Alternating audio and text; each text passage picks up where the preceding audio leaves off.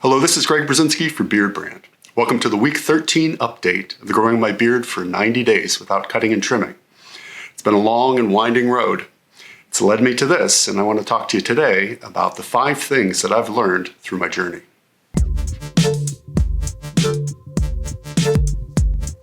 Here we are, week 13. It's actually 90 days, 91 days. Actually, today it's to the day 3 months. And that went pretty fast. As I've been saying, it's gone really fast. And it's brought me to the point where I'm reflecting. I'm looking back over this process for me, which was pretty dramatic. If you think back to when I did this and to where we are in 90 days, it's a startling transformation from the before to the after to the after. Anyhow, I want to talk to you today about things that I've learned along this journey. And I have 5 things that I can share with you and might help you in your beard journey. I know that there are a lot of people who have done this 90-day challenge, whether they're starting their first beard or whether they shaved off their beard to grow it again. And these are the things that I've learned in the process. One thing that I learned, and this is not surprising, I like having a beard. If you look back, you can see in this video that those wet eyes were, I think, pretty legit, suggesting the raw emotion that I had. Not that I thought I was doing the wrong thing. I never actually thought that. But I look back now and I see those pictures before, and I see the pictures of me now, and I just like having a beard. So it's pretty simple for me.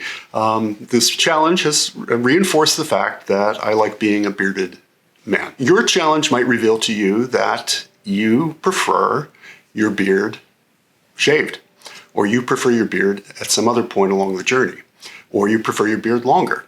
But you won't know that until you actually set out on some kind of journey to either grow a beard or to actually take an inventory of your beard along a certain time period, and in this case, 90 days. So number 1, I like having a beard. Kind of tied into that, number 2, and I briefly touched into that, even though my emotions were pretty raw when I shaved it off, and I thought, boy, I look stupid, I don't like this at all. When I look back at pictures, and we have a special treat for you coming up in a week or so, when I look back at the pictures of me with a smooth face or with a very short beard, I look back now and say, that wasn't so bad. And so it's often in reflection and in retrospect that we see things differently. When it's actually happening, we don't always see, we don't always step back, we're not always aware of what's happening. But when you have a moment to stop, pause, reflect backwards, you often see things in a different light. So looking back, my number 2 point is I didn't look all that bad without a beard. So that's something that even though I like having a beard, my point number 1, I didn't look half bad without it. And I would not have known that without shaving it off. So point number 1, I like having a beard. Point number 2, I didn't look half bad without the beard. Point number 3 on this list is something that I guess continues to surprise me, continues to surprise a lot of people. We all know that I was a late bloomer in terms of my beard, that I didn't get it well into my 30s, 40s, 50s. And when I look at myself now and compare it to where I was 4 years ago, the first time I grew a beard, I've noticed that even though I have a patchy beard and I have some thin spots, I've noticed that my patches have actually gotten smaller. And I've actually noticed that my neck has gotten hairier. And one thing in particular that I've noticed is that the hair on my cheeks is definitely higher than it was. I think this medium line here is higher, and the amount of hairs on my cheek are significantly more than there were, say, 4 years ago. Now, for the most part, I've been trimming these hairs. And so until you let some of this hair go, you won't know exactly what you have. So as you continue to trim this, you don't know what's under there. So I've let this go. I've noticed that my hairline has come up, and that I have more hairs generally everywhere. And I think my beard is generally denser than it was. Did I have to shave off my beard to do that? Actually, I think I did. It's once again in contrast to where it was before to where it is now that I learned that it is actually more dense and that I am in fact hairier. Full disclosure, I think that I'm generally getting hairier overall as I get older. So will I end up like Chewbacca in a few years? Time will only tell. Now, for me, my fourth point is this was a 90-day challenge. What I've realized that since I already knew kind of what my beard was like along the way, I don't think I needed a full 90 days to see where my full potential beard was. Of course, other hairs that remain dormant on your face, up to 15% of your face is dormant at any particular time. The hairs on your face are dormant.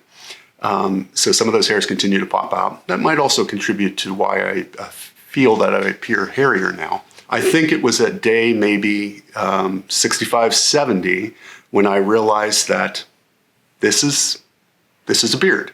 My patches are covered. And if you look at that picture, you can see that by then I have what I've considered to be a full beard, where for me, when all of my patches are covered over.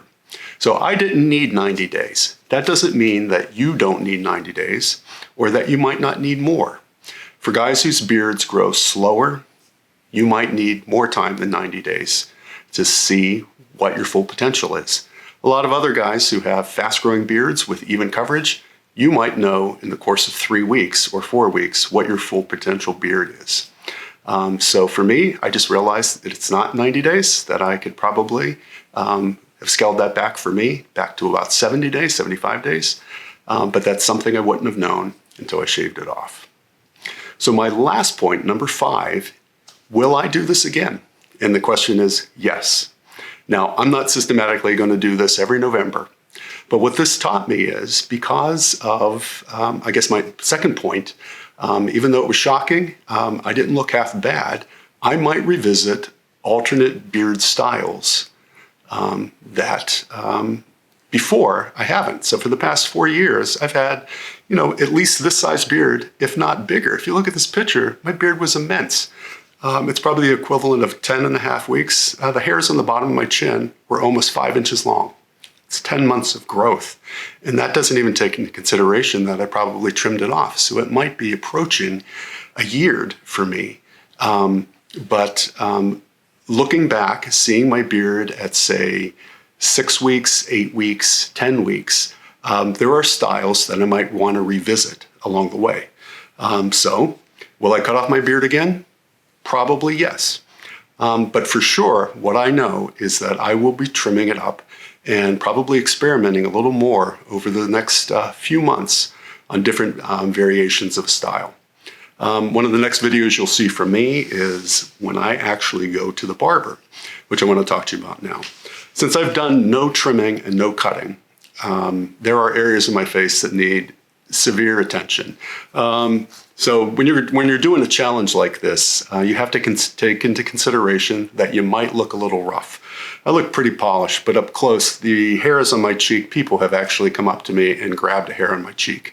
Or the amount of lettuce, as Jake the barber calls it, the amount of hair that's just fringing out, say on my sideburn and down below, is got to go. So one of my next videos, you will see me at least get a trim, and if not, start maybe an alternate style for the rest of the winter. So I'm going to zoom in for my week 13 close-up, which is my final in this series of my beard growing for 90 days without cutting and trimming.